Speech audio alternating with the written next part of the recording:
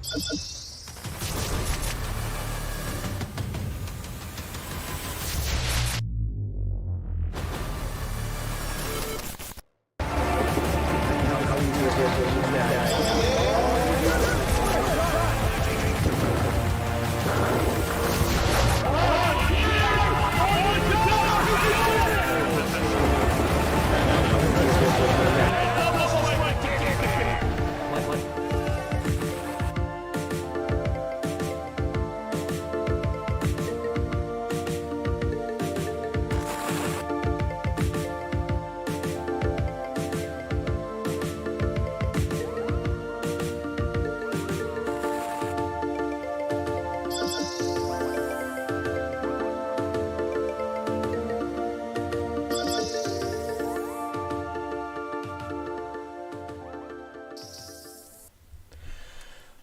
morning, friends.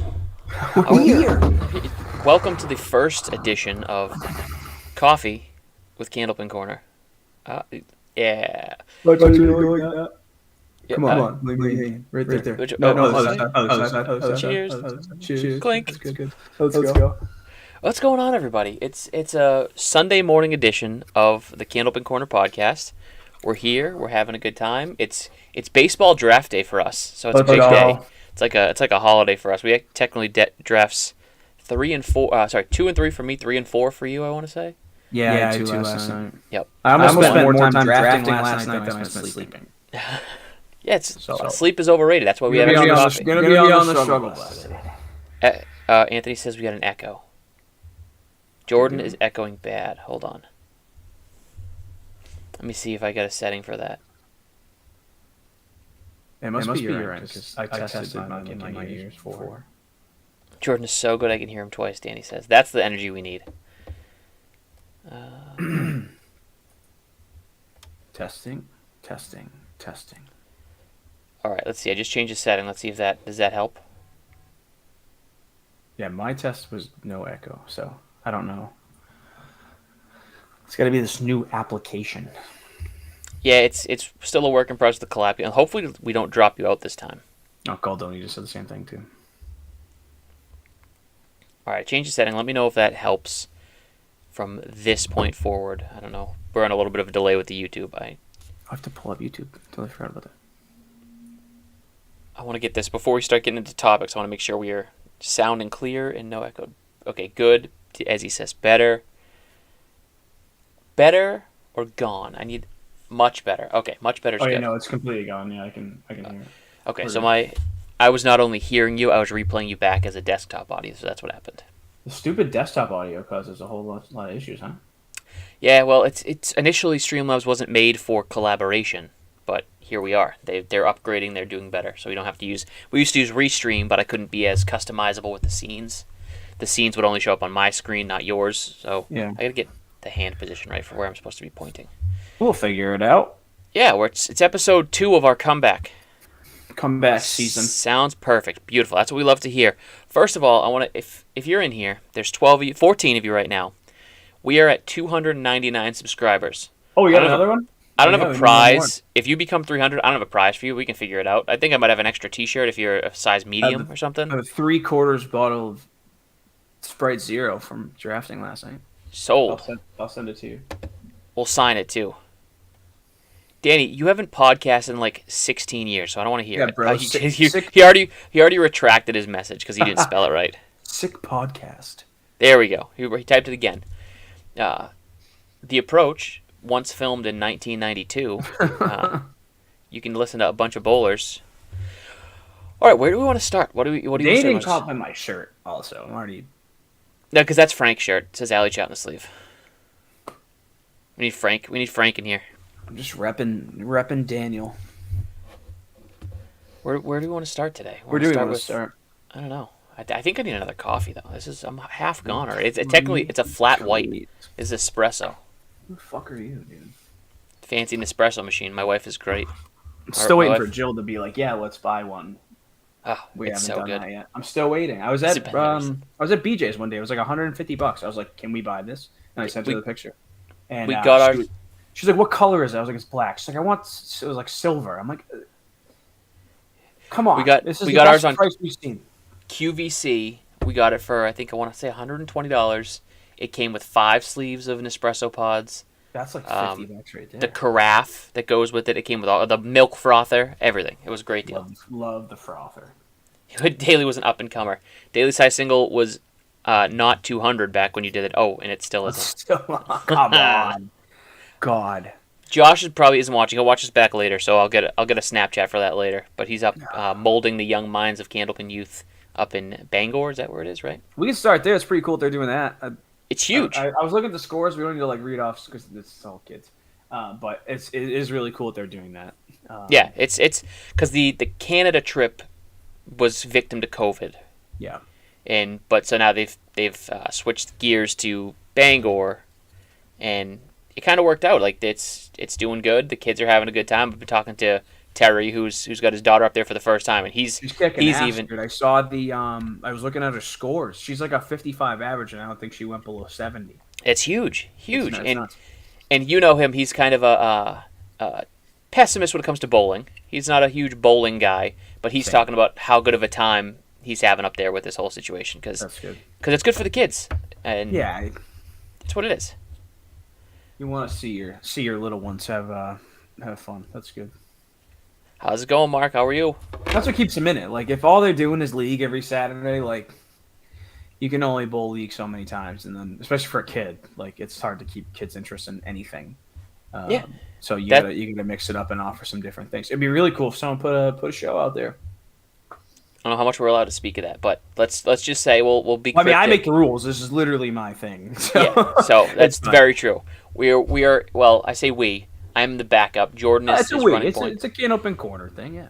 Yeah, working on a kids production again. So we're trying to figure out the logistics, trying to figure out all the ins and outs of it and dates and all that stuff. But be on the lookout. We're going to talk to all the people that run kids leagues in the area. There was a post that went back a while, and I think the youth Facebook group of all the houses that have kids leagues. Yeah, so I'm going to do everything I can to send stuff out. That's it. We're just because we're locking down final dates for skins.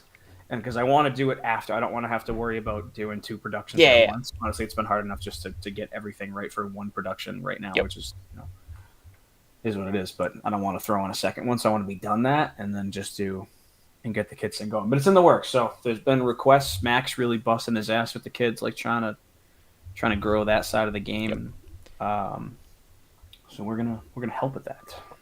Yeah, that's exactly it. It's just a matter of growing the game, which is the point of Candlepins for Cancer when they're roll-offs, point of skins to kind of give that kind of light at the end of the tunnel that you want to reach out for to get onto a show, get your name out there. And we're working towards trying to get it syndicated and WON picked skins up like they did Candlepins for Cancer, so you get some fuel to go out there, but we want to kind of make sure they at least have something, even if it's just a YouTube link that is the memory of competition for them. So big props to you and Mac for kind of heading this up, and I'll be here every step of the way for anything you guys need to make this thing a reality. We love it. All right, so let's go Fridays, because we just run through the standings for Fridays really quick. Cheech usually gets those out, I want to say Tuesdays, give or take.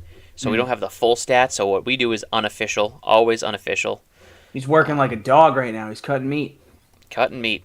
Helping out at the marketplace. Hey, you know what? Whatever it takes. Got to get back to Aruba, however it takes. Oh, shit. All right, that's what I have, unofficial standings. I went based on what he sent out last week and now what he has for records this week. And things tightened up a little bit at the top. Shout out to Jeff Surratt for his 450 up at Exeter this Friday. I don't know what year he thinks it is, but kudos to him. I saw Bobby Whitson without a double. Yeah. He did not throw a double strike. That's insane. Just spare game, man. Spare game. It's unbelievable. So 450 for him in that matchup against Hingham.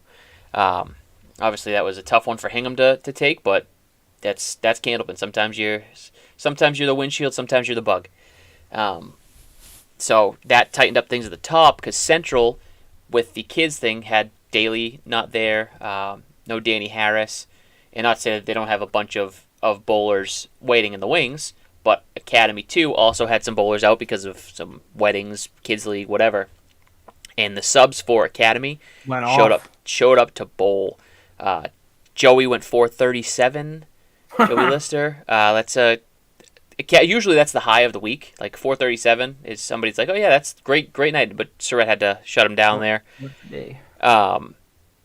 Jay Semino bowled well for them, and Sean Baker. Yeah, I'm not gonna forget Baker. Baker bowled excellent as well. So there was just some impeccable bowling on all sides, and then Jimbo went for 07. Ho hum. Jimbo did Jimbo things. Yep, exactly. So there was, I don't have all the scores obviously, but there was great nights all around on those lanes, and just Central 3 had a good night, just couldn't compete with the caliber of bowler that what they were putting on the lanes up there, what they were putting up for scores. So that tightened things up at the top with Exeter taking 8 and Central losing 8. So now it's a 13 point gap with still like 7 or 8 weeks to go. Plenty of room. Is that all that's left? Yeah, it's wild, isn't it? What? Yeah. Our Wednesday league, we only have 3 regular season weeks. It's insane. 8 weeks left, yeah. What else we got? Academy 3 went down to Millis and had a 5-point swing. I don't know which game they tied or what they tied, but so Millis took 3. Academy 3 took 5. Central 2, I have it up here. Hold on. Somebody from Millis had a big week too. I'm gonna go into the Friday Pro Facebook page, and somebody from Millis threw a 400 too. Somebody from Academy did. Petey Pete threw on. I thought somebody from Millis was on there too. Was throwing. Hold on, we're going right now. Let's see. I could be wrong. Wouldn't be the first one. Yeah, no, it was just Peter Crawford. Peter Crawford went 401. Sigh. Yeah. Am I thinking, was it a couple weeks ago? Possibly. Maybe it was a couple weeks ago.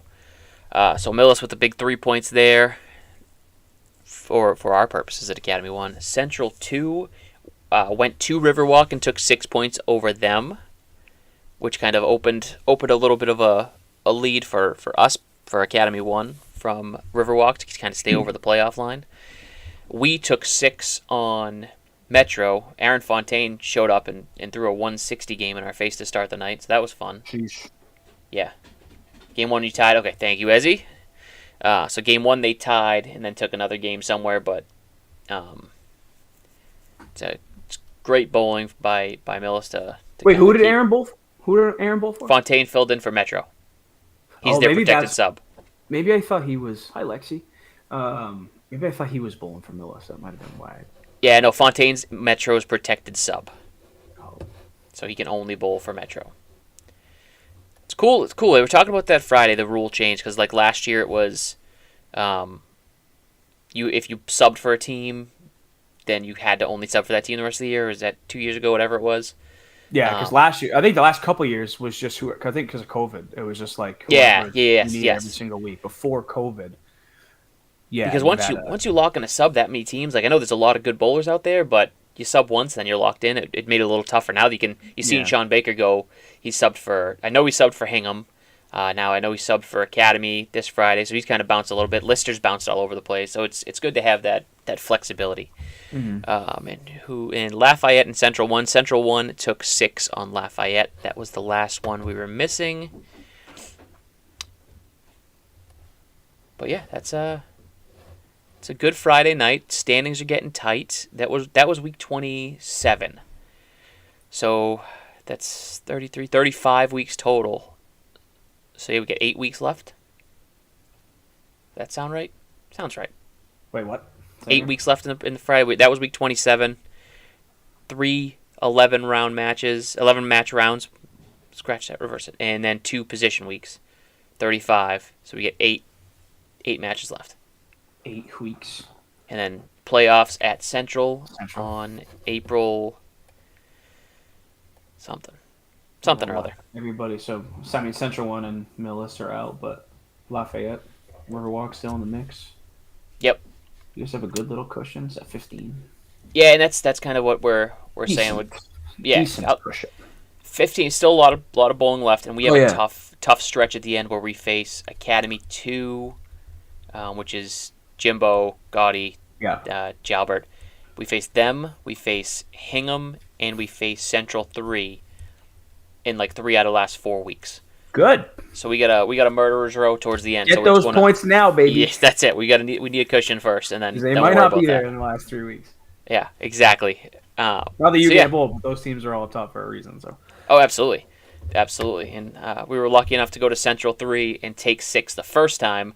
I'm not always banking on that happening again. Like, I'm not saying we can't, but we want to do that again. But you never know. Exactly. We bowl it every week for a reason. All right, what do we got here? What else we cranking with? Pro Series. Pro Series. I don't have a fancy little thing for that. Let's see if I can. Hold on. Let me see if I can. Can you screen share? I can, but I have to find out where I have it. I'm gonna open it as an Excel first. Bang. Nope, not Google Sheets. Open Some good bowling. Yeah, and this is just yesterday's, right? This doesn't have the playoff implications. No, I think there are points accrued. Dave said that was very unofficial, but no standings. I think Scott's going to be in first, though, overall for bowler of the year. Now, I think he was third going in. Paul talked about it yesterday, or was it Craig? That's a big week. Yeah, big weekend for him. Last 2 weeks you have Exeter and Academy 2. Yeah, that's a rough way to end the year. That's a real rough way to end the year. Yeah. All right, let's see if I can switch this. Where are we at? We're at Stat View. Just gotta finagle this a little bit. How about this?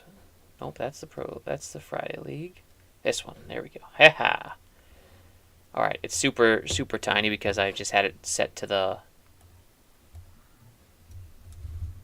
Friday Pro. Where are we at? Overall qualifying results. Let's just go to there. Zoom this out a little bit.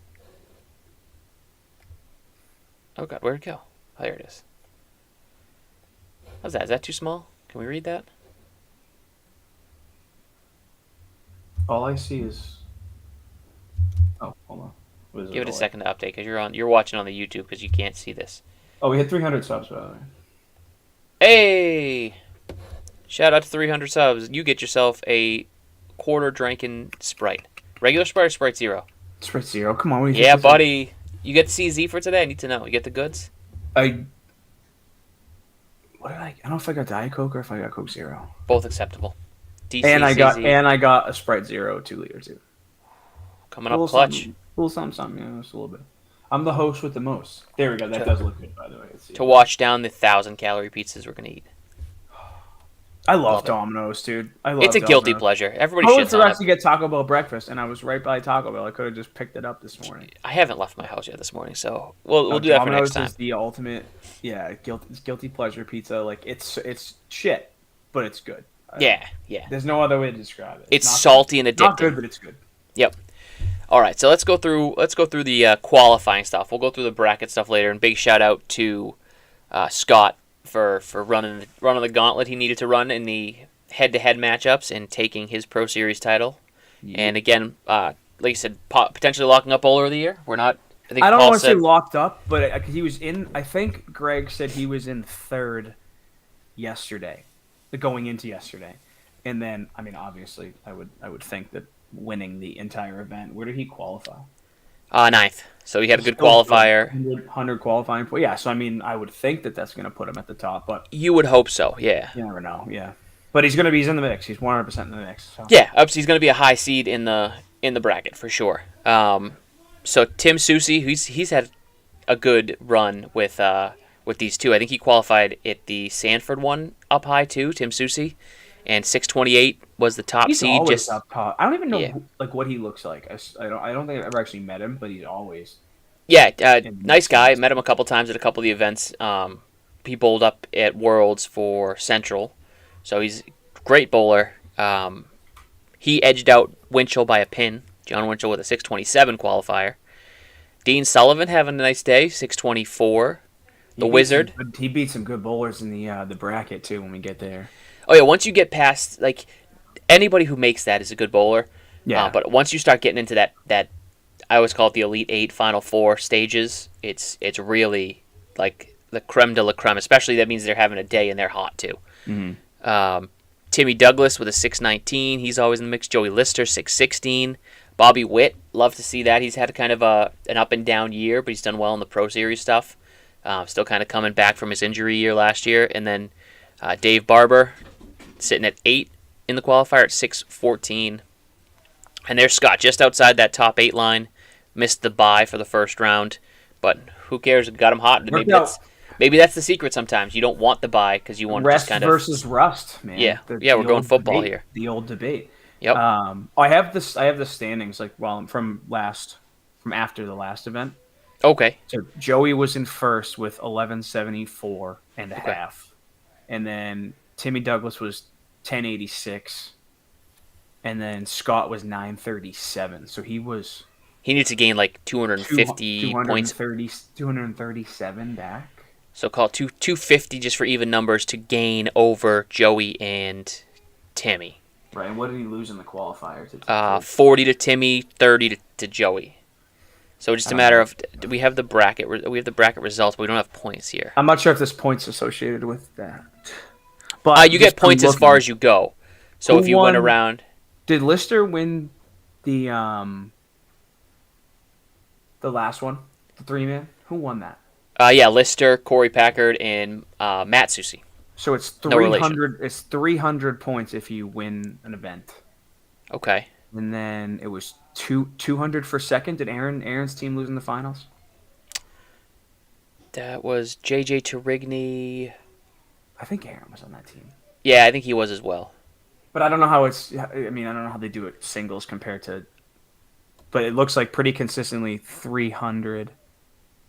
Okay, so Timmy Douglas went to the semifinals against Scott Lapierre. So they have comparable points. Scott got the extra 2 wins over Tim. So that could potentially be the difference maker in points there. I don't know if it's a 200-point difference maker. It's going to be tight. It's tight. And then how far did Lister go?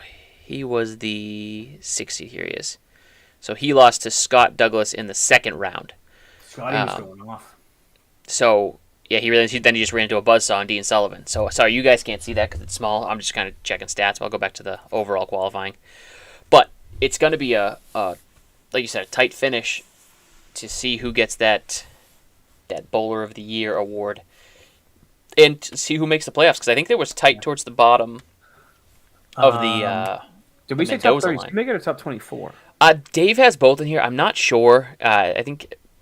the line from the standings after the 3-man teams is at 24, and Freshie was the bottom. Okay, so it's got to be 24. 24 make the... was a point and a half. I mean, there's 61. It's got to be 24 then. 7, 8 people within 100 points. Yeah. I don't know how many of them bowled yesterday. I can tell you. Allard, Dan Allard, Drago. Brian Allard did bowl yesterday. 36 in qualifying, only 15 points. Who else you got? Daily Mac, they obviously didn't bowl. Southall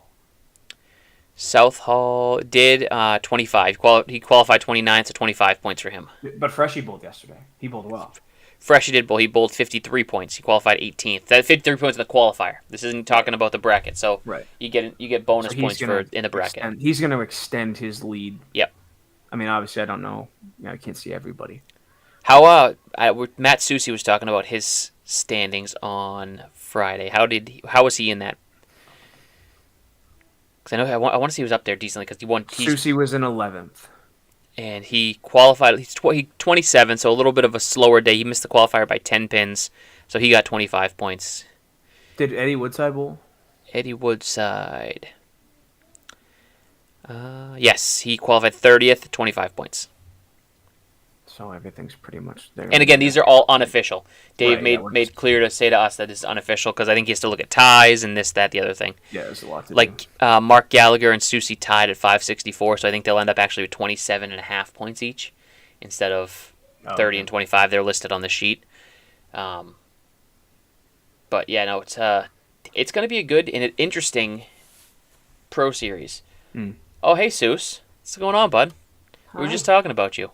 Oh, the women too. While we're talking about standings, I think Greg said that Blanca pretty much locked up female bowler of the year. Yeah, because she had a 142.5 point lead on Sonia. Did Sonya? I don't think Sonya bowled this. I just got that up on the screen, so give it a second. You'll see it on YouTube when you're looking over. The 7 women bowl, and you know what? And that's first year bringing that back, the women's Pro Series. I think it happened in the past, and then it just kind of lost traction. But now they're trying to make a good effort, and you love to see it. You obviously want more numbers out there, but it's first year. You got to start somewhere. So I think eventually the goal is to kind of make the events. Next to that? Yes. Yeah. How many did Blanca get? Blanca got 200 points. Did she came in second? Second, yeah. Lori got 250 in first. 250 for first. So she got 200. So she's at 720. Yeah. So she is locked in. Love that. Love that for the best Kacharna bowler out there. Facts. But it's great to see, like, you get 7 at this event traveling to Kingston, Mass. You had a good turnout at a few of the other ones. I think Millis had a good turnout for the first one. So it's good to see. You got to slowly kind of build that back up and get more women to come out of the woodwork for this to kind of bowl and get competitive. Last one's at Lita? The playoffs. Playoffs are Lita. That was Alley Cat was the last event. Oh. That was it. Oh, I thought there was one more. No, that thing I'm 99.9% sure that was it. Oh, I think there was one more. I could be wrong. Again, wouldn't be the first time. Yeah. Yeah, no, for sure. Usually are. But no, it's that I am pretty certain is the last event, which is why I did not roll with it, because I was pretty far out in points, and it's a long ride out there, you were too. 39th. You were going to have a hell of a day. Yeah. I was up there okay for a while, then I missed the mixed doubles in Augusta because I was in Florida, and then I did not bowl well at Lakeside. So no dedication, dude. No dedication. Yeah, sorry about that. Should have cut my Disney vacation short. I'm fucking real. Yeah, that's it. We're on to the playoffs now. Let me just... Alley Cat singles, Alley Cat... Yep. So we're on to the playoffs. We're on to Cincinnati. But yeah, I'm looking at that now. That's a tight race. The one that's like Boudreaux, I don't think bowled yesterday. I don't have it. I don't see Boudreaux on here. Yeah, no, Boudreaux did not bowl yesterday, so he was kind of fringe.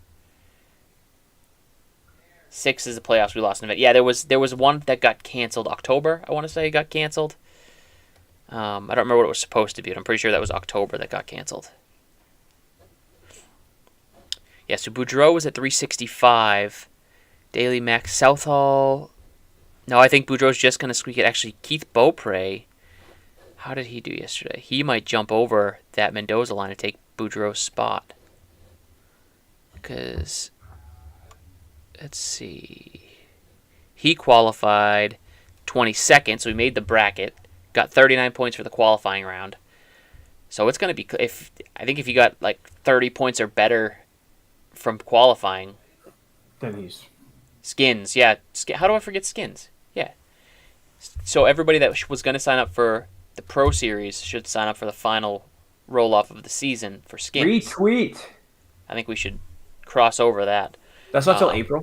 Roll-offs? Yeah, I think because they get Easter in 2 weeks. Yeah, so March is let them focus on that. And then you'll have the playoffs for the Friday League. You'll have... I actually have that up somewhere. Where is that? Where's my email? Oh, you had me go to a different email because you sent it to my old one. Yeah, the playoffs for Fridays. You got a lot going on in April. Too. A lot of leagues are ending, so it's busy time of year. So we'll pick that up towards the end of April. April and May will be roll-off time, or just May potentially, and then early June final taping. Hoping to have the June. Taping is June 8th right now. Clear it with your schedule, so don't even... I think I put... Yeah, you did. I put it in my calendar. I'm being good at that. Yeah, so we're one person down, but that just means the cameras are safe. He's in Italy or some shit? Yeah, he's in Italy. Delayed honeymoon, I think. Nice. Yep. Wait, yep, so... I thought I put it in. You definitely told me you checked your calendar at least. What was it again? June 8th. Yeah, it is empty. because June 1st is the Chicha Rose at Lita, so that's what we're gonna do, but we gotta push it out a week for that purpose, because obviously tournament takes precedence already booked. We can't bump them out of their spot. All right, it's in my calendar. It's official. No offense, it's official. Oh, it's May 19th. We have till May for the Friday League playoffs. May 19th at Central. Yeah. It's a lot. It's 2 months left. That's a lot. That's a long time. Oh, Bob wants us to stream that too. Yeah, I am hopefully going to be bowling in it, so I will not be available. Yeah, I see someone do tech. Yeah, talk to Micah. I think Micah's the best bet. He's not super. I mean, Millis I don't know exactly what town he lives in, but he's in the Millis area because that's where he bowls out of. Luck of the Irish this week, Easter next week, then playoffs the week after. Yeah, busy times. You said May 19th? May 19th, yep. Open 10 a.m. Calendar. 10 a.m. at CPL, and I guess Bob has them all wired up with Ethernet cable, so the internet will be good. I just need one person to do tech. It doesn't matter who it is. Yeah. I can't do it, though. I don't just need your golden pipes. And I think Micah was working on a 5 versus 5 scoreboard to make that all pretty. So if he's got that in time to test it out. Yeah, I mean, I wanted to test it on a Friday, but I've got somebody else here who keeps telling me, "Oh yeah, I'll commentate on a Friday," and then just. I told you, it's basketball season. Yeah, basketball season's over now. And now it's baseball season. Baseball starts tomorrow. Oh, does it already? Jesus. Baseball starts tomorrow. All right, so we're just gonna need one Friday out of you, just one. Show up to the treeouts. No, just one. Sure, we can find a Friday. I don't know how involved I'm gonna be anyway with yeah, so we're home next week.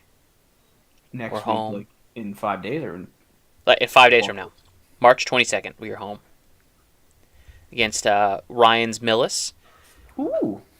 We are home again April 5th against Central. That's a good one to cover if Candlepin Bowling Network hasn't already jumped on that one. Hell, you can even go to Riverwalk. We're at Riverwalk March 29th. It's not a bad one to cover either. I don't know if that would work with all the tech, though. Like, they have so much shit. Yeah, we've streamed there before, back when our stream was terrible. Like when it was literally just like a laptop, yeah. So I think it'd be okay, but yeah. Tony does it from there on TikTok all the time. So I think he does. They can get some coverage, but the internet will be fine. That's not the issue. Yeah, it's just the space and the power supply. Right. That bar starts going crazy, we might lose all the power. We'll figure it out. What else we got? What else we have to talk about today? Do we have any questions on the Facebook? Let me pull it up. My notifications. Did you post that or did Candlepin Corner? I shared it to Candlepin Chat.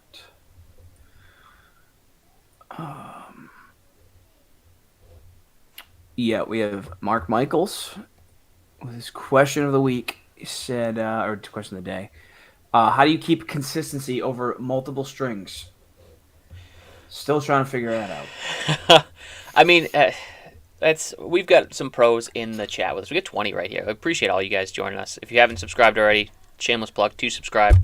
We need to get to 500 to 1,000 in that area to start kind of getting some ads and putting revenue so we can give back. My shameless plug, I'm done for now. We'll do it again in I'm just a poor school teacher. Subscribe. But, yeah, consistency is really the tough thing. And then I remember last year when I was a sub for Academy, I kind of said that. And Mark Ritchie, who has done just about everything you can do in this game, said most bowlers are always trying to figure that out still. And, like, you just have those nights sometimes where you can go 100, 199, and you're like, yeah, this is great. And there's other ones where you go 120, 82, and then back to 100 game. It's Mixed Worlds roster's coming out soon too. Yeah, we'll have that to talk about once those get released. Yep. But yeah, so it's consistency is kind of just it's the ultimate goal. But there's a reason you have an average, because sometimes you're gonna go 140 back down to a 92, yeah, and then back to a 110 game. It's just gonna happen. Well, it's brutal because you can throw the same ball both games. Yeah, and that's kind of what I look less at my totals on the night and more on my consistency, because like I had a Wednesday which was probably not even close to my high triples on the year, but I went 18, 18, 13, and I was like, this is great. I'm I'm happy with that. But then there's been other nights where I went 158 followed by a 105.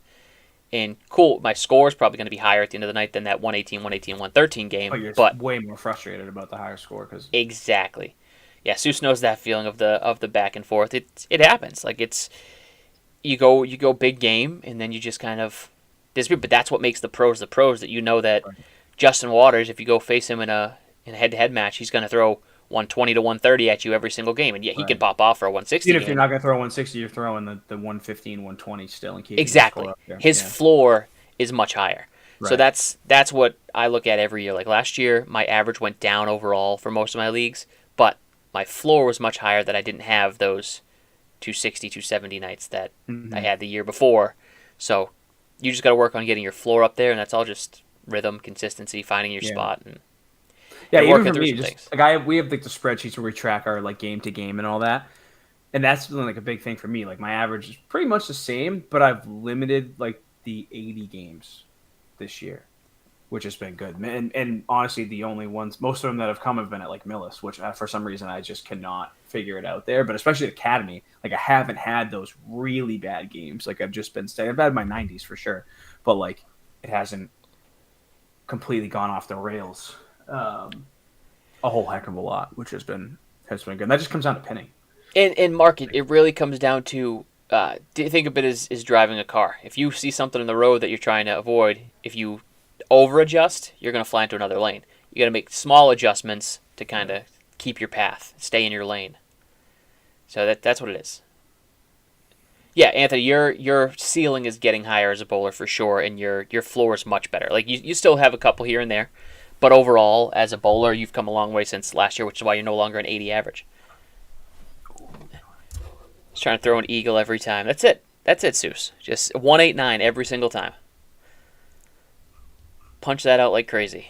I swear there was one night he did it on a Friday 5 times in 3 games. He punched the 189, and one of them was 3 times in one game. So, he was having a night. That's unreal. Yep. Oh, I can put up my phone. I'm an idiot. Oh no, I need to just text. The other thing, and Aaron, just reading from the things, Aaron wanted us to talk about the Millis League. Yes. I will start since you're obviously. It's one of those things. It's tough to toot your own horn sometimes. Well, maybe not for you. You usually do it. But that league. Start with the house. The house hosting that, and the Danny getting the connection in there. Brian Fournier running point on everything league related, right down to fixing lanes while he's still scheduled to bowl. Dude, he's doing everything. Everything. So big shout out to Ryan's and Millis, Brian Fournier especially with everything he's already going through, plus adding in the stress of bowling and running a league from a house perspective. Mm-hmm. I don't think you guys have nearly the success you do this year without him running point. Yeah. And then from a league perspective, league officers, you and Cheech, I think Cheech kind of coming up with the idea. Was it him? How did it come? Yeah, it was his baby. He texted me and he told me that was what he wanted to do, and I just ended up just getting involved. He asked me to run the money and all that, and I love doing that shit. We've talked about it before. Like I thoroughly enjoy that kind of stuff. So yeah, I just jumped in, and not to toot our own horns, but like we're kicking ass. Like, oh yeah, absolutely. I've subbed in that now 3 times, maybe. And it's impeccably run. 100 bowlers, getting everybody to move in the same direction is tough as hell, and you guys without a hitch. Constant volunteers to run the 50-50 without issue. Everybody shows up to bowl. I mean, very, very few hiccups in terms of bowlers there. No, we've lost a couple. One was due to injury, and then one just had to quit for personal reasons, and then one person just threw a fit. Yeah, it happens. That's when you're dealing with 100 people. Right. To have 3 issues, that's great. It's that's a 97% success rate. Yeah, it's been good, and then we filled those spots right away. We've had like no issues with that kind of stuff. So yeah, it's been unreal. So yeah, and people love it. I think where I was going to next, Mike texted me, is that we put out a poll just for people that are in the league, and then to people that are not in the league. We have 74 people coming back out of the 100. and then 27 on the wait list. That's huge. So, I mean, you have 74, so 74% of your bowlers love it enough to come back. That's that's huge. Sure. Yeah. That's huge. And then to have readily available and 27. Like a lot of people probably don't even want to respond to. It's like, I don't know what the hell I want to do in September, in March. People don't want to bowl tomorrow. Right. But so to have that much of a commitment already, it definitely speaks volumes to how well it's going. I don't know for the biggest Candlepin League, is Friday Pro bigger? How many teams do you guys have? 12. No, so we're the biggest by far then. Yeah. Yeah. Yep. So people just want to join, and it's been awesome. So, but it's a cool environment. It's so fun to bowl in. Like it's obviously competitive, but it's super laid back. Like everybody supports everybody. It's there's been really no drama. Like couple little things here or there. Again, when you have 100 people in a bowling alley for 8 hours, it's gonna happen. But I can only think of like 2 or 3 times that there's been like any kind of an issue on the lanes, like or just with the league. So it's been phenomenal. It definitely has exceeded expectations for what we thought we were going to get in year 1. Anthony, I might be. I'm not sure. I may or may not have filled that form out. You freaking better. Listen, it's come on, you're right. We don't get worried about driving. It's not once every 3 months. Oh, I'd love if you did that because then it's every 3 months I have to drive. It's not anything against the league. It is a long day. It's a long day. The travel is definitely long. We spend. So if I had the choice to Exeter's 25 minutes, Millis is an hour and 15, 20. So the closeness to home, if I was going to do it once a month, I might push the Exeter one. Mm-hmm. Plus, it lets me qualify for New Hampshire States. I don't even know if I want to take on another league because that will go back to that in a second, Mark, because he had a question about how many games a week do you bowl, maybe going overboard. ACST has 128. Yep, that's true.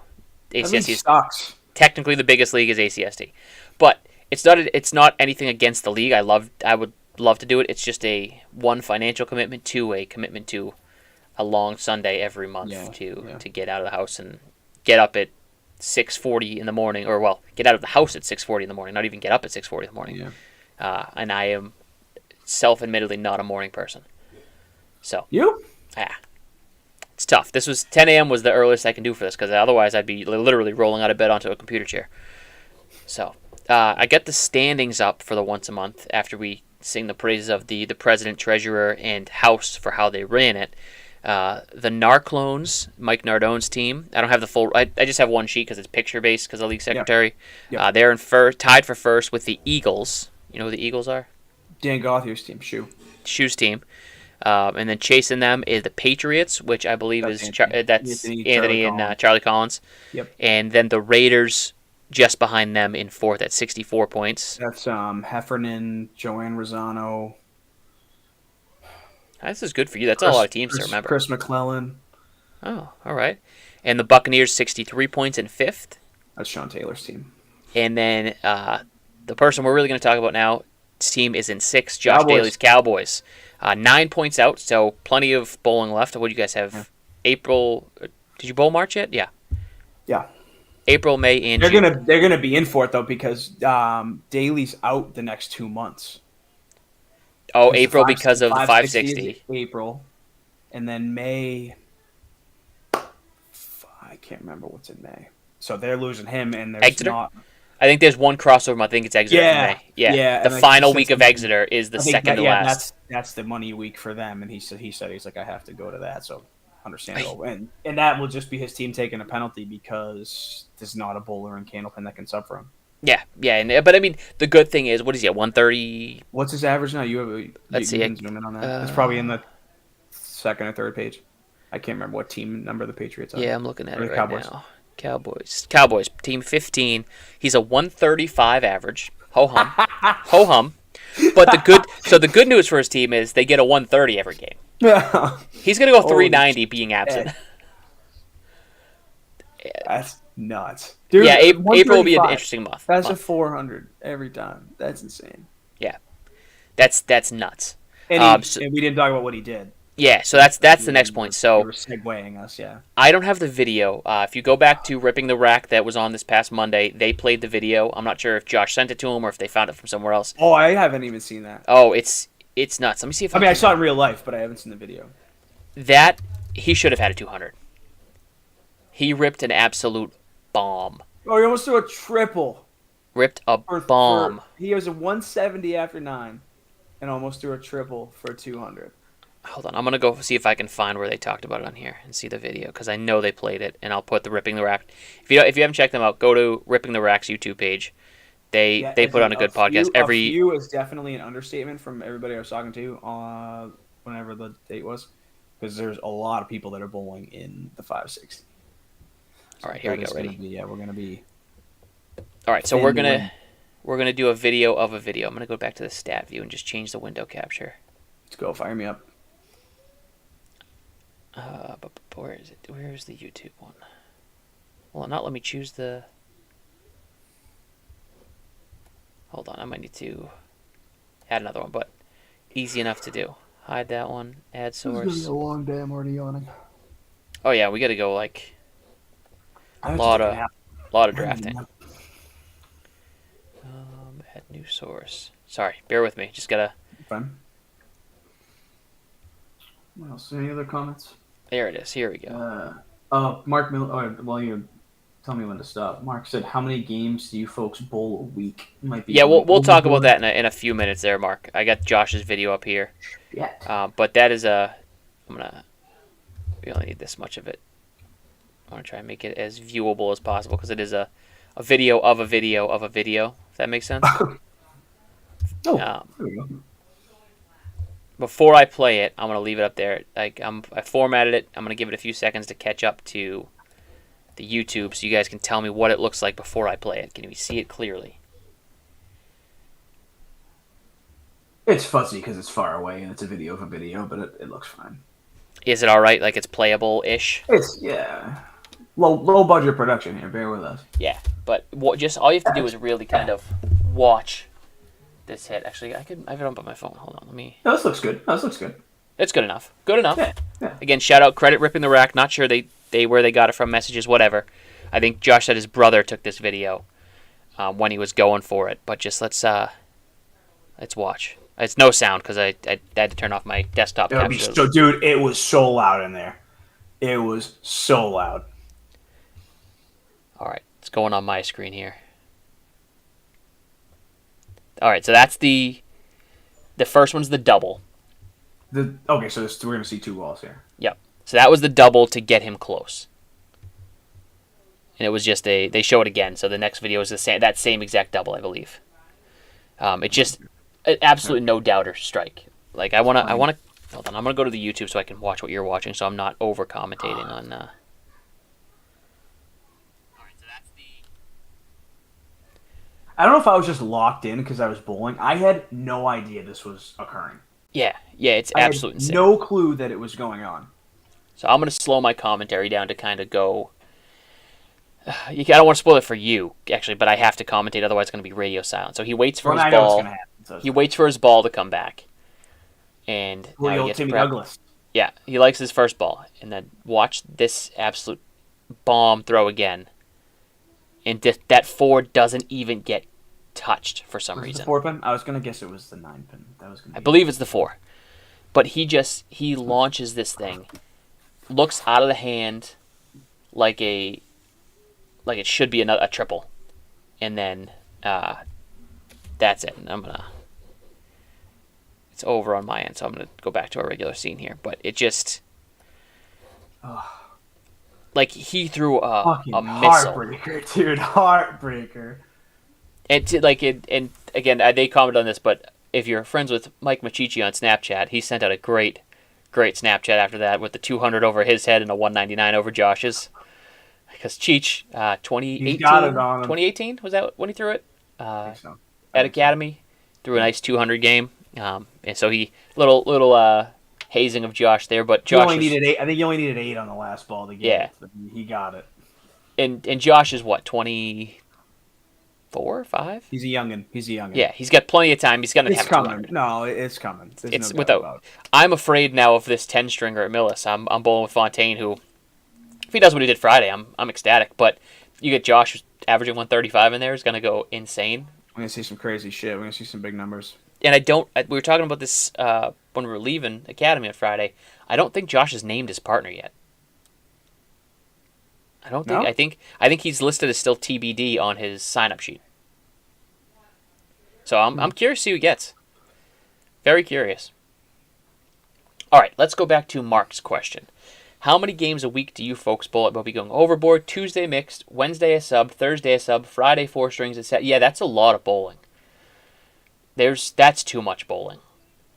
I bowl in 1 week, like whatever, like you bowl up, but at least not regularly. Yeah, that's the tough thing with this game is like you can't be good at anything and do it once a week. Like it's impossible to. Yep. No matter what, pick whatever. You can't do anything one time a week and expect to be good at it.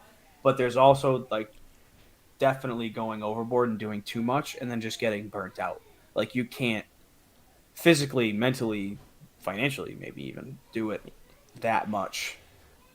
So let's take a look at. So let's call them all. I don't know if they're 3-string or 5-string leagues. Let's call them all 3 just for easy numbers. So we have 3, 6, 9, 13, 21 strings in a week. Isn't unheard of, but for just league play, that's a lot. I bowl 3 on Wednesday, I bowl 3 on Friday, and then mix in the Pro Series and tournaments on a couple weekends a month. So 5 to 10 strings, depending on how far you go. There's been weekends where I bowl a little bit more than that, but again, those are anomalies more than the norm. Mm-hmm. I think for league play, you're talking 2 to 3 should be your max league. I did 3.5 last year, and I felt the burnout come March, April. My shoulder felt it. I did Exeter, which was 6 games a month, just one weekend. I did the ACST, which was 5 every 2 to 3 weeks. Then our Wednesday league, and then subbed on Fridays semi-regularly for a while.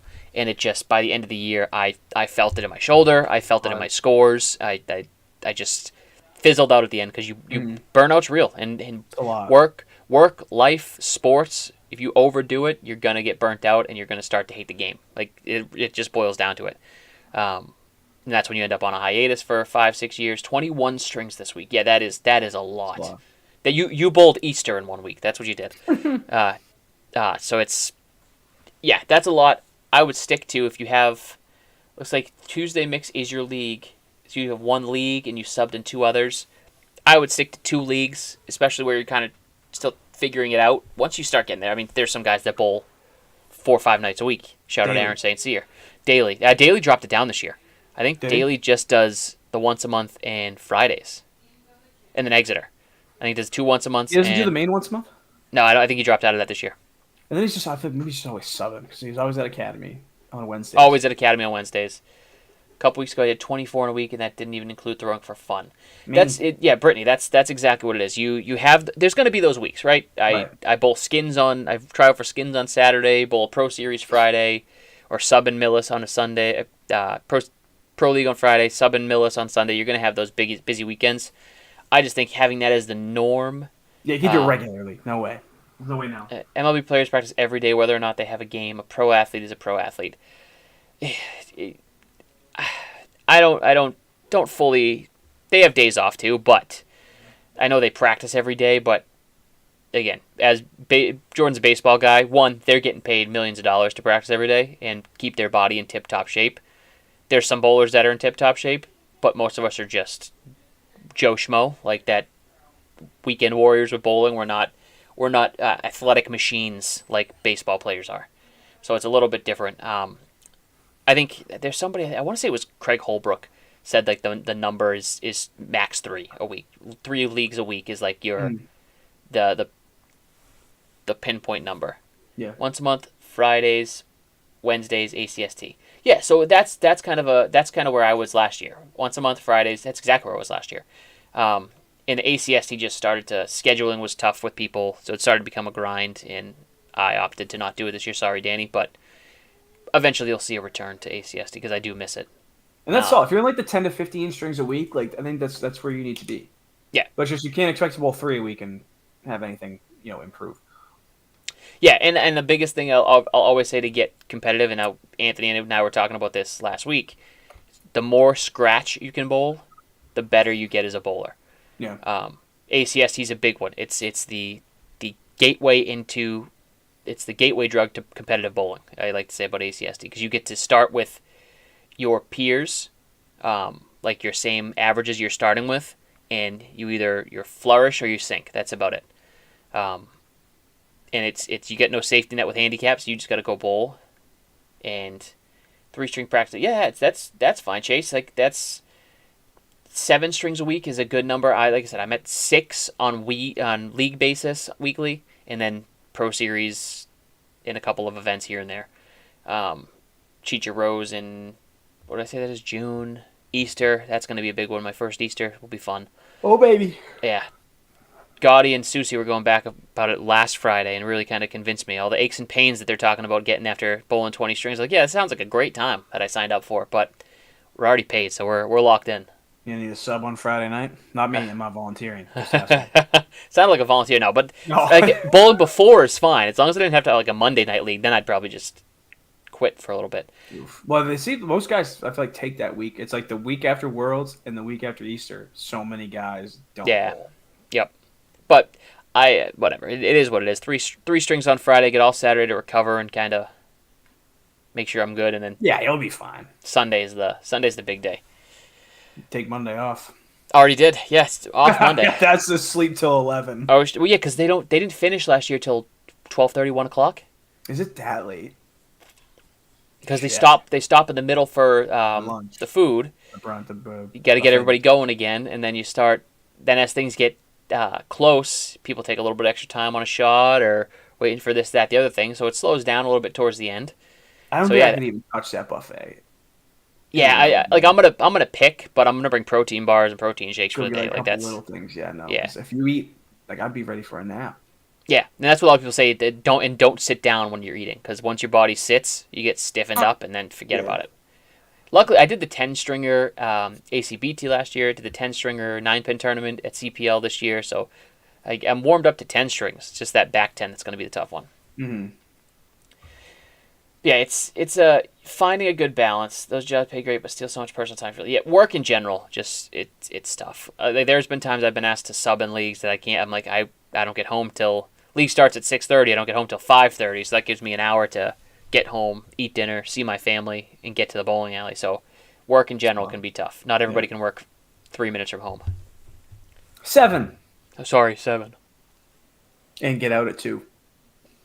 What a life. Yeah, retweet, yeah. What a life. Yep. That's the biggest thing. Even if I started at 5, the fact of getting out at 2. Damn PE teachers. Got the whole day in front of me, man. Yeah, that's huge. I mean, that's huge. Like, that's why if I ever went remote for my job, whew, look out. Do it. They don't want me to. The back 10's where it counts. Yeah, that's where it's make or break. Is that back 10. First 10, whatever. But the back 10 is when everybody well, anyone can bowl 10 strings. Like, anyone can bowl 10. Yep. But what else we got? I'm going through Candlepin chat as a whole and seeing if I can find anything. Anything good? Is there any other comments on that post? Oh, Josh Daly an hour ago. This is a good one. Give a little description of an ideal bowling alley, name of the place, the type of lanes, and what side you'd want in there. What side? I mean, I think is he talking about actual bowling alleys? Like, do you want Lita lane 34 because XYZ, or do you think am I building a bowling alley? That's what I'd like to know. I would think it's building a bowling alley. I'm in on the building a bowling alley. Like, I'm fine. Okay, so I'll go first. I would design my ideal bowling alley like Canal. I love the old school feel that Canal had. It was like a 70s living room when you walked in there. Mm-hmm. I want the lanes to be left side of Academy though. I want the left room to be the lanes. Like, I bowled well at Canal, but I bowl more consistently well at the left side of Academy. Name of the place, I don't know. The name does not make a difference. Corey's Bowl Away, I don't care. Doesn't make a difference. That would be what size you'd want in there. I'm at least putting 24 lanes because I want to be able to host Worlds, but let me call it 32. Let's go 32 lanes so you have some breakdown lanes. It would be, so basically take Park Place in their location before they shut down with that parking lot, that closeness to everything in Salem now. Put in Academy's left room or old school Park Place lanes, but that's fine too. Academy's left room with Canal's feel of old school, but I want the CompuScore. I want semi-auto scoring. I like the paper and pencil's fine. I don't hate it, but I like the semi-auto. Semi-auto scoring is where it's at because it's pretty good to be able to just push buttons and I'm good at pushing buttons. Ask my wife. So she's so semi-auto scoring, CompuScore, or an updated version of CompuScore, with Academy's left room, canals, decor, and 32 lanes, so we can host Worlds and mix Worlds. I'm in. Danny Esdale says I would rebuild Fairway and add a full bar and restaurant. I never got the pleasure to bowl there, so I would welcome that with open arms because I've heard it was a great house to bowl at.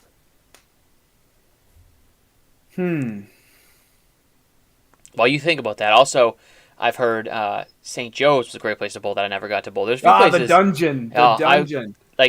My brother was awesome, dude. My brother was in the competitive scene way before I was and got to bowl all these places like St. Joe's. I never got because I didn't get competitive until 4 years ago. I bowled there. My dad bowled in a league, so I would go there.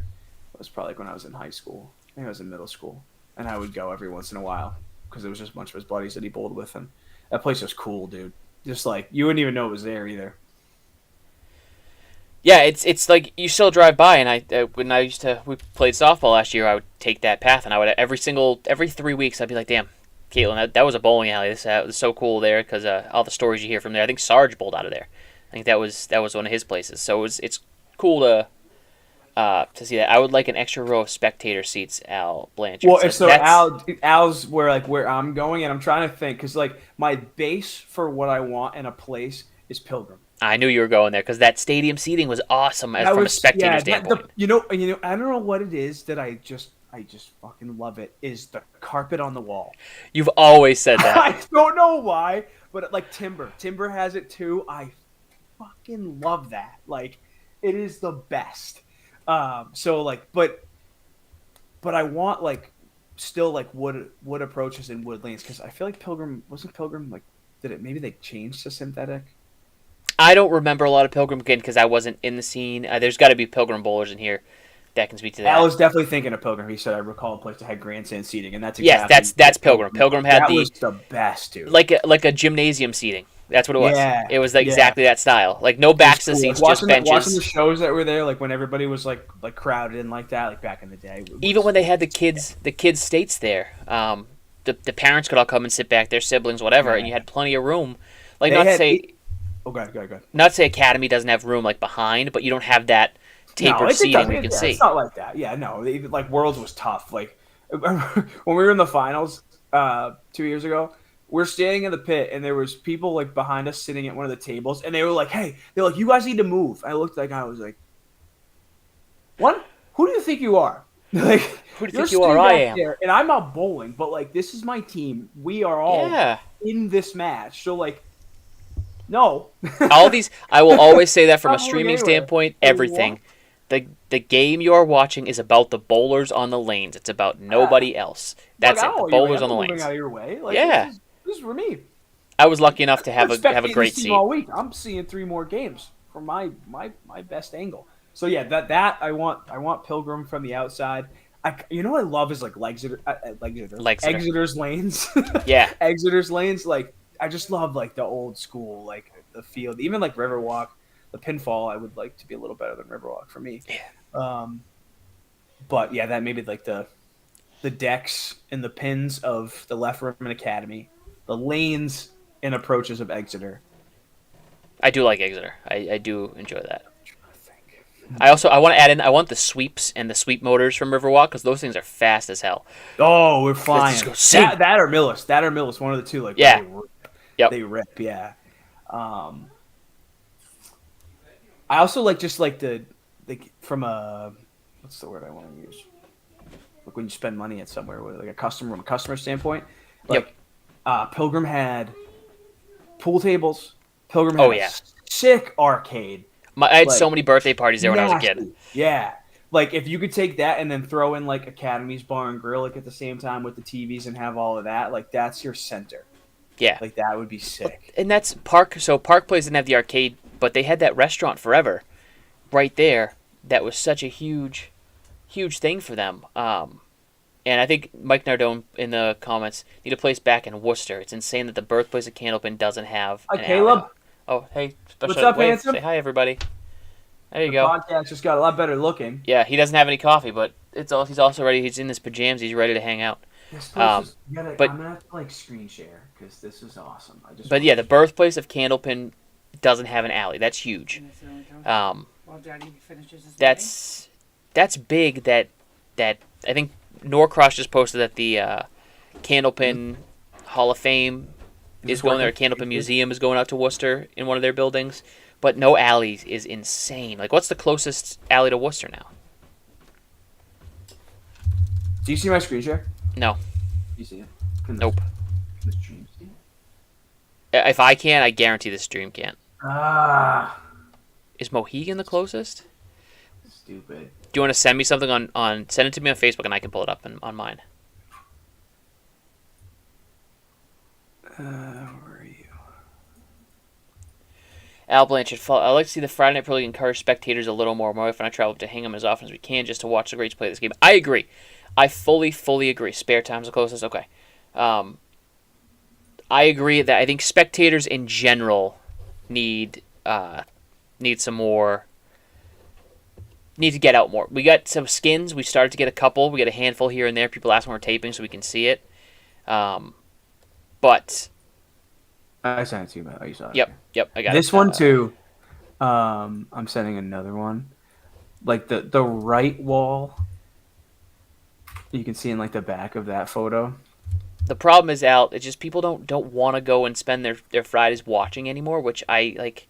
Yeah, that's what it comes down to, is the dedication for people to go out and like travel places and watch these matches in person. The Especially love for when we're spoiled with having so many things streamed.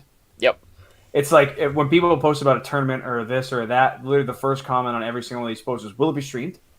It's like they have to sit on their couch and watch it like that. And some of that is from the guys in like Michigan and Wisconsin and stuff. Right, which obviously, they can't come. But even it's like just a lot of people would just rather sit on their couch and watch it. And I can't say I totally blame them. I don't want to drive to 45 minutes, hour to.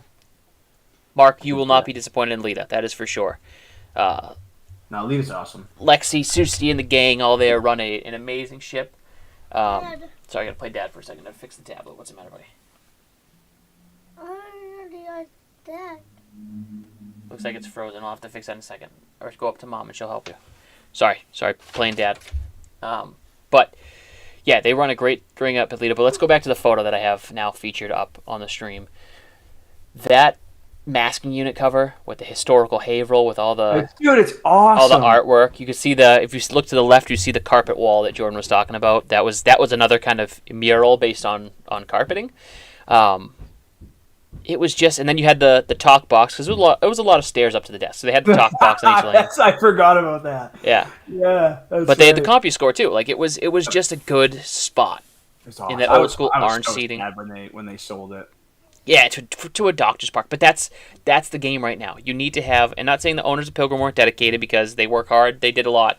But no, they were on the way out and they got a lot of money for that, because they owned a lot of land. Like they owned like way out back too, I guess. Like they sold a lot. And that's really what it boils down to with most of these houses, is the real estate that these lanes are sitting on take up so much real estate that it's worth more to a condominium complex, a doctor's group, building, whatever, real estate developers, that they're gonna want to tear down the building and rebuild. That's why, like, what's the place that just got sold, or is rumored to be sold? The one we posted the other day? Norwood. Yes. Like, that location, because I went down there for ACST once, is, like, prime. Like, it feels like it's, like, I don't know Norwood well, but it seems like it's, like, right in the, like, epicenter of the city. There's a ton of, there were, like, bars, restaurants all over the place right there. So if you take that and you put something else up in that place, like, they're going to make a lot of money. And you see that with Woburn, with the Bowldrome. Like, that's still a question mark of when they're opening. There's some rumors about string pins. There's some rumors about... Oh, because they're going 10-pin. Yeah, 10-pin with string pins and keeping some Candlepin lanes. Candlepin lanes, yeah. And that's one of those you want to wait to see it open, because you get afraid when somebody buys a Candlepin building and they see the potential of what it could be. Like, you're always afraid they're going to tear it down. Look at Pilgrim. Like, Park Place. Look at Park Place. Like, that's prime location. Yep. One of the more favored houses that just... went the wrong way, and it was worth so much more to a developer to put a business there that the lane just got demolished. All the memories people have, the competition they had there, just kind of got torn up. And good for places like Lita and Academy to get the scraps and be able to kind of put some stuff together. Yeah. But it's still sad to see a house like that with a lot of history go up in smokes. So you got to really give kudos to the owners that keep it going. The DeBurrows, the Howard family. Oh, hey Jill. There's a couple that are for sale. Chucky down in Central. Yeah, all these houses. The Canal Lanes family. Like they think Canal was up for sale, and then they took it off the market. Decided to keep it. There was one. It's in like where? I don't know where. But it's like so far away. It's like in the middle of fucking nowhere. Like, how can you invest? Like, and they want like $1 million for it. Like, how can you invest $1 million in a building that's literally in the middle of nowhere in a game that is not doing the greatest? Yeah, and that's why you give fun. But like, as a business standpoint, it's like you can't invest it. You can't invest that kind of money because there's a decent chance you're going to lose it.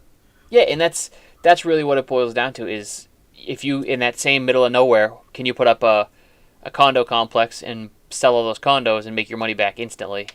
Yes. Yes, you can.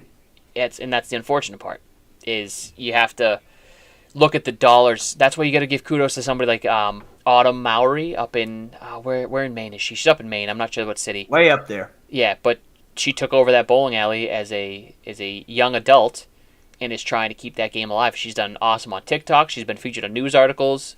She asked for crowdfunding or GoFundMe. I'm not sure which one she used, but she's kind of kept that house going just by sheer grit and determination to keep a house alive. And that's what you need. That's what you need to see from the owners. And you see it regularly from the DeBarros. Like we said, we get to see the DeBarros on a week-to-week basis, and we know how good of a ship they run there. Yep. And how hard they work to make sure that the community is given back to, young bowlers are given back to, but also they're maintaining a business at the same time. Mm-hmm. You can see the same. Central is the same, and that's a location that could easily like be put because you're in the middle of Boston, like with a big building in Boston. Right. Chuck Vazella could have easily just said, "Yeah, I'm done," and sold that years ago. But he loves the game and he keeps it going. Yeah. Which is way up there in the middle of nowhere. How much that area would be worth? Miller's Falls is that? So it is. The only reason the Millis is popular now as it is, and not a split house, because FICO's closing Walpole and now Norwood closing Millis, a very busy place. Yeah, it's great for these houses because we know, like I know Ryan's is the owner, but Beth runs the place. Is it Beth Finn that runs the whole show? Yeah.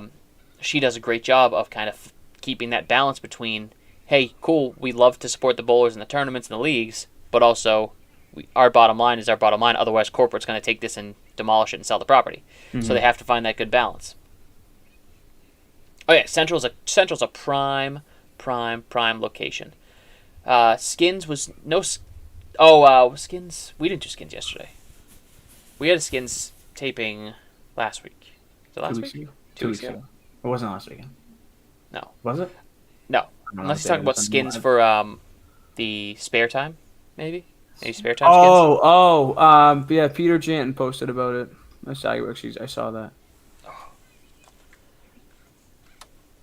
How the frig is it? Son of a... man, but if we talk about that with Danny Finn, made the playoffs, I don't want to talk about that. Yeah, but he lost his only match, so that's fine. Okay, good. We can talk about that. Yeah, here it is. So Peter ran it, I guess. Bromberg was across country. Bromberg. 3,000 miles away in Worcester. No. Yeah, so they had 10 for Skins, 12 for King of the Hill. Oh, I didn't see this photo you sent. So Danny Finn faced... No, Danny won one. Oh, he did? Never mind. We're not talking about it anymore. Well, see you next time. No, he bowled the man, the myth, the legend, Phil Too Tough Clough. Danny threw a 133. Ooh. Congrats on the high single, Danny. I didn't know they used bumpers in that tournament. No spare time skins, just King of the Hill. Okay. We were talking about our skins. There was no skins yesterday. I freaked out. Just King of the Hill. Oh, well, I mean, we can talk about the same. Yeah, keep going. I just saw your other photo. That's why it's up. The point I want to get to is that Danny lost his next game. Speaking of consistency, 130. He lost 113 to 100, and then to Padge, who some may or may not be on Skins in one of our upcoming episodes. And then Stephen Carden, Bold Padge, and Steve won 118 to 99. Consistent for Padge. And then Matt DePiero faced Stephen Carden. Matt kept his title 221 to 207. And then the high-low jackpot was not hit. Not hit. Not shout hit. out to Matt DePiero for repeating as King of the Hill down at Spare Time. Somebody hit that recently at Riverwalk. Yeah, last week I think.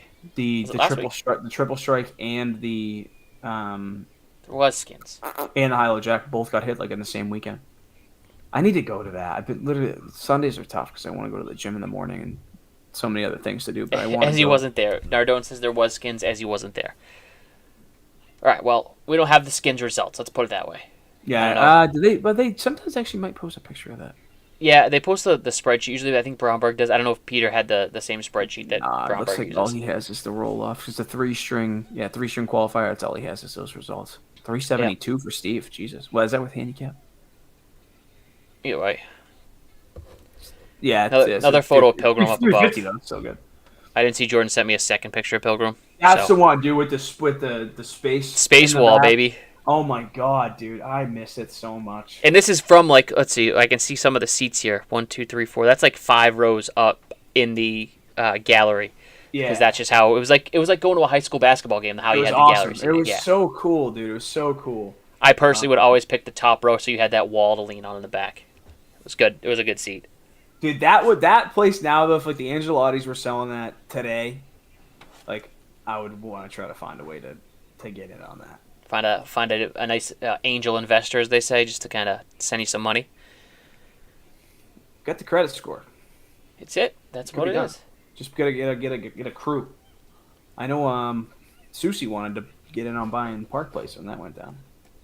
Yeah, I mean, it's what it is. Put a good little team together, man. You get a moneymaker. See if they can go undo the construction and put that back up. We'll talk. Is it 20 maybe?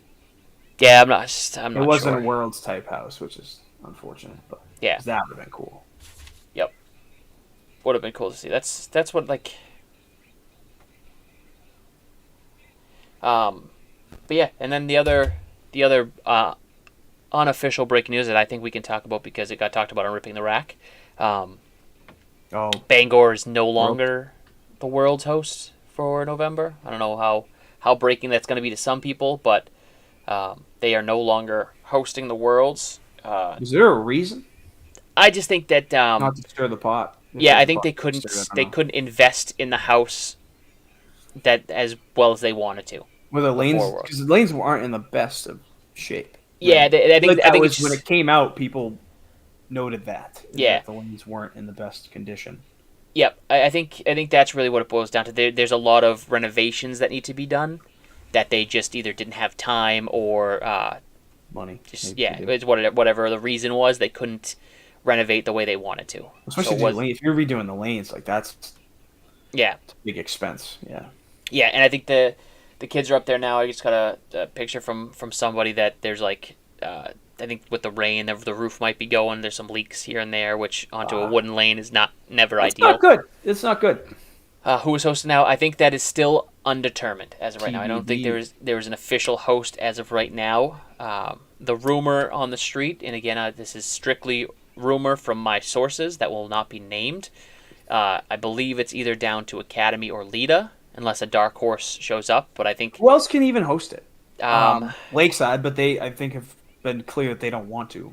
Yep. Again, because of whatever BS they had to deal with the last time. I think Boutwell's and Concord could because they were supposed to host mixed, but the schedule didn't work out. So I think if you can host, they have 24 lanes. They have a lot because they have two sides. They're similar to Lita. When you walk in, there's lanes on the right and lanes on the left. Right. Okay. Let's see. Let's say how many.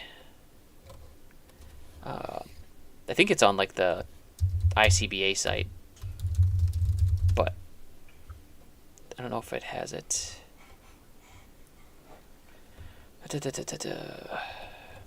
24. So that's exactly what you need, right? what was it? 24 lanes. Yeah, that's no practice lanes, but that's fine. Right, that's where it gets a little like, yeah. That's where some people will complain. But so that happened in Moncton the last year. Moncton has a bigger house, and there's still days that you had no practice lanes because they kept their league in. So Moncton has 2 rooms, the main room with 24 lanes, and then they have a secondary room with, I want to say, 12. It was either 10 or 12. So that was the practice side. Right. They had leagues that were in that room that they opted to keep. So the league still ran for those days. So when those leagues were in play, we had no practice lanes, and you just got six balls, no reset. That was the rule. You could throw 6 balls without resetting, and that was your practice. Oh, so there's a rule in place to practice. To offset that. Okay. Yep. That's... Yep. So I mean, some bowlers like to bowl 10 boxes before they go. Well, when you're subbing in the middle of a match, yeah, you get what you get, and you don't get upset. So. Shout out to the toddler back there in the recliner. But yeah, it's a 12 and 12. So it's good. I like that style because you can put one, like in the left division, right division, you can put them all on separate sides, and you just have like a little separate area. I will be at the 560. Jordan, I don't think is signed up for that. I will be there. I know you're on. Here with Danny again and Charlie, I want to say. Me and Danny were just talking about that. I don't remember the whole team. Where is that? Augusta. 1710. Yeah, me and Dumpy are rooming at. God bless. We did last year. It was good. It was a great time. Bonding experience. Maybe he'll teach me how to throw a 199. I'd love to do that. Yeah, it's you, Charlie, Danny, Matt Taylor, and Matt Rich. I think it's Matt Rich. Yeah, it's a fun time. It's a really good. It's like mini worlds. So it's similar to mixed. You start on Saturday though, and you just bowl everybody once. Oh. Yeah. One game, obviously. Yeah. Yep. That's cool. How many? Yeah, it's 20, 18, cool. 18, I think. It was 18 last year. They were talking about expansion, but opted to not this year. I think next year they're going to expand. Over 2 days, obviously. So yes, Saturday, Sunday. Do you have any subs, or is it just a 5 people ball? Just 5 people. God bless. 5 go. Yep. Jesus. And the bring your massage gun. Oh, I did. That's when I bought it last year. I bought it right before that.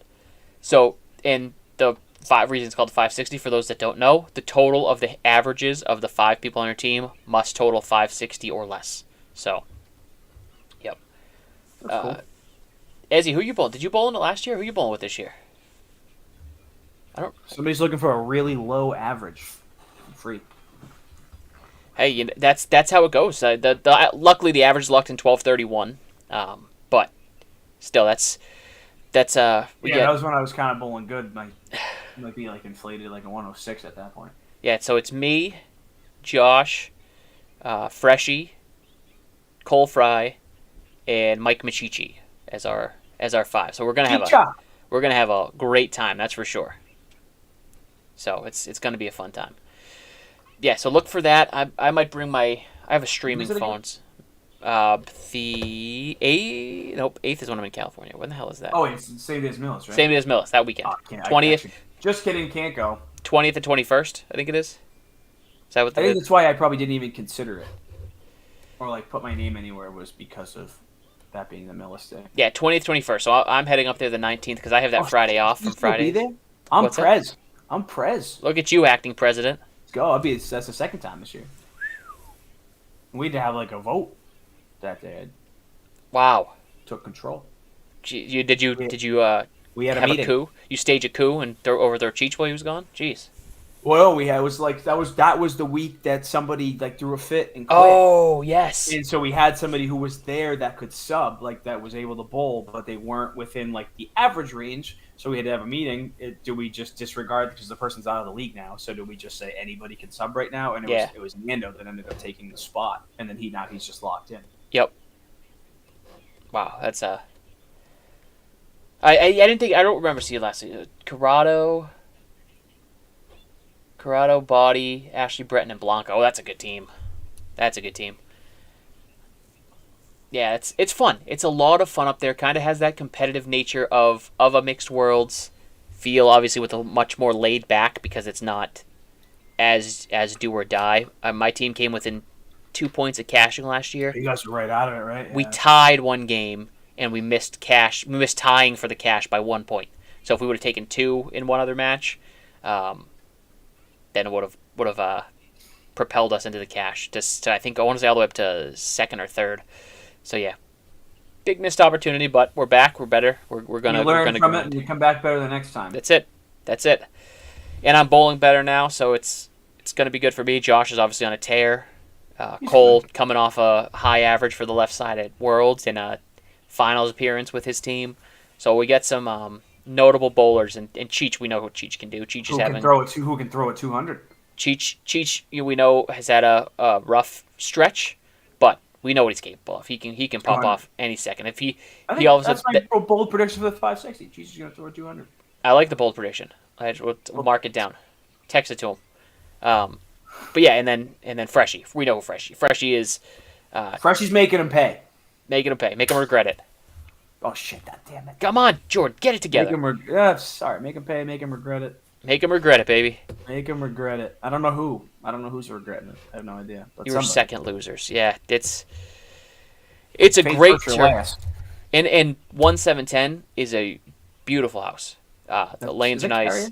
Carrier. Yep. Beautiful house. The bar and grill was excellent. The food was really good. The space there. I think they had a couple pool tables, so they had that feel. No arcade or small arcade maybe, but great spot. Great spot overall. Yeah, it's a good time. So if you can get up there, I recommend everybody does it.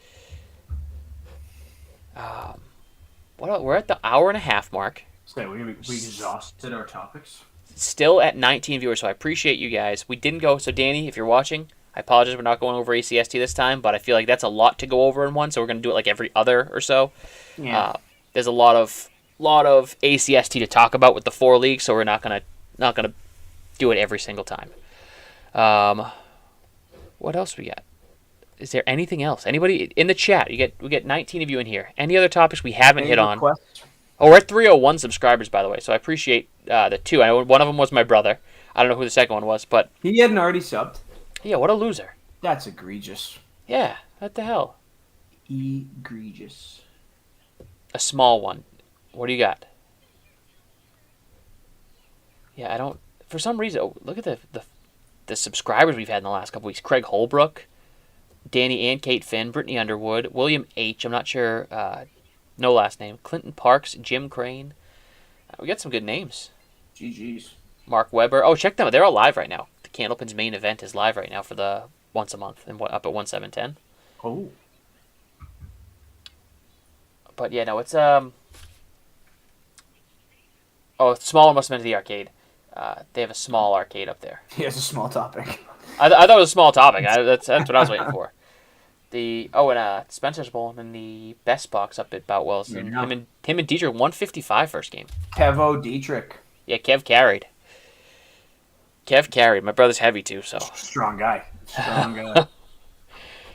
I think we answered all of our questions that we had. Oh, we never went through our. When are you getting new commentators? Ha! Not soon enough. Ha! Not soon enough. We'll get at least one if I eventually ever qualify, but I gotta stop sucking at Lita. I'm waiting.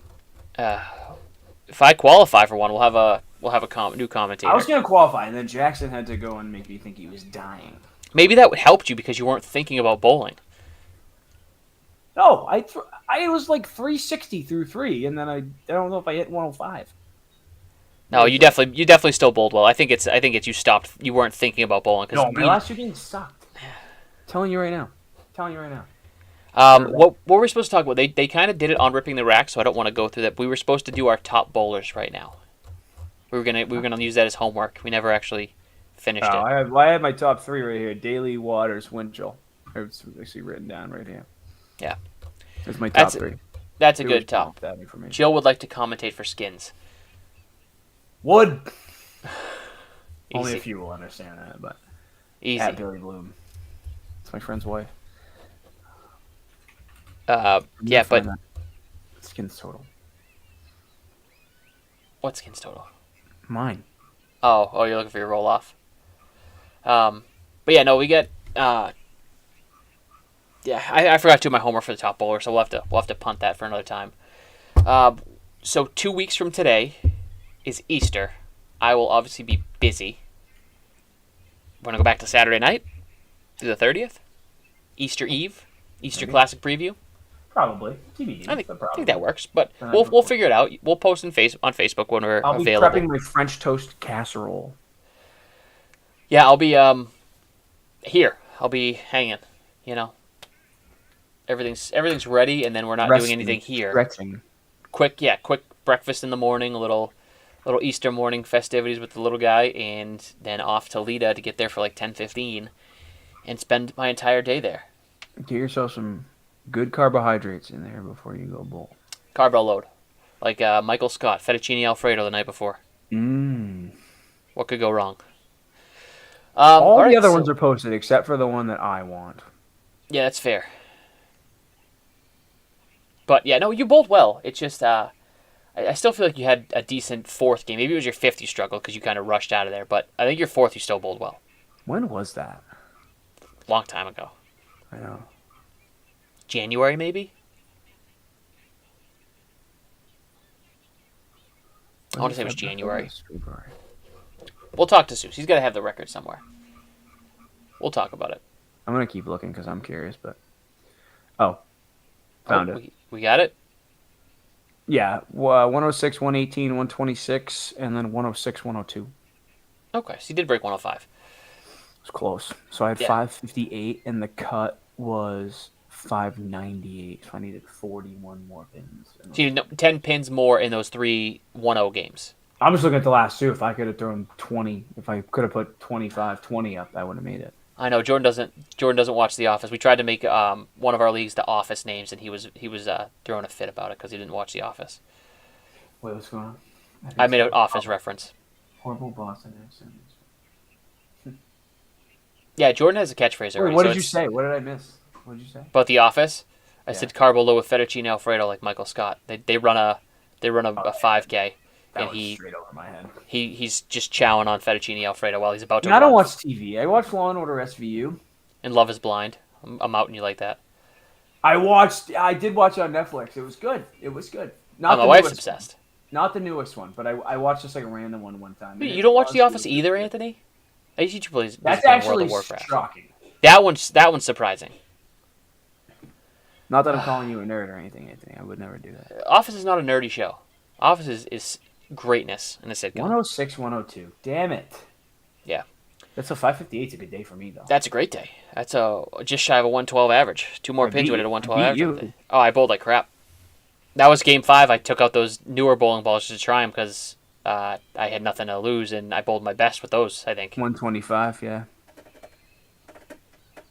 No, you had a tough start. I'm a spot bowler, and I think Lita's approaches are so much longer than I'm used to for Academy, so I have to move up, and I keep forgetting that, so I try to use the dots, and it just doesn't work out. That's why I don't like Millis. Yeah, same idea. That's the last time I bowled at Millis, I struggled on the Friday league. I threw like a 310 because I just couldn't find my spot. I'd kill to throw a 310. But yet, when I've subbed, I'm a 114 average for subbing in the once a month. So it's hit and miss. It's one of those days. Ambidextrous. Maybe you should bowl, like, if you have a shot that a left-hander's favored on, switch. What is it, the opposite corner pin? Yeah. Is the more favored one? Is that how it works? So if you shoot the 10, you got to throw lefty. I can't hit a corner pin anyway. But my ball breaks left to right, so I'm better at the 10 pin than the 7 pin. As shown by my misses on Friday night, where I missed a couple singles and 2 pinners that were over on that side. Rip. Yeah, tough. But still, on 349 or 347. I don't know, somewhere in there. I'm happy. Good. I'm happy with it. All right, we are going to start to Parks and Recs are better. My brother said Parks and Recs is good. I just haven't watched it yet. I've heard great things. I'm a big, what's his name? Guardians of the Galaxy. Chris Pratt fan. Big Chris Pratt fan. You're not asking me. Aubrey Plaza, big fan of her, and Ron Swanson, whoever the guy that plays him is. Great characters. You just got to watch it. Heard of him. Brooklyn Nine-Nine's the other one's heard is excellent. And Andy Samberg is funny as hell, so... we'll talk TV shows one of these times, too. Only shows I watch are SVU and Skins. Are you on, like, the current season of SVU? I just watch whatever replays they put on. Caitlin and I watch it every Thursday at 9. Thursday at 9, the new episodes are on, and it's still... They're still making new episodes? Yeah, 25 seasons. Is Ice-T or Ice Cube, whichever one's still on there? T. Ice-T is still there, and so is Mariska Hargitay. She's been a cop for like 40 years. 25. She's going to be eligible for retirement. You would think so, but she's a captain now, so she's fine. She doesn't want to retire. She's got the desk job. Spoiler alert, she's a captain. No, I've seen some of the new ones. This episode last week was very old school vibes, like very old. I just like the ones with Munch, Rip Munch. Like real Munch, he died. Yeah, the real guy. Yep. He died. Yep. And Stabler and Benson when they were like the legit team, not Stabler having his own show. What's he now? Organized crime. Yeah, so I didn't like that. It's fine. Like it's okay, but not the same by any means as SVU. So.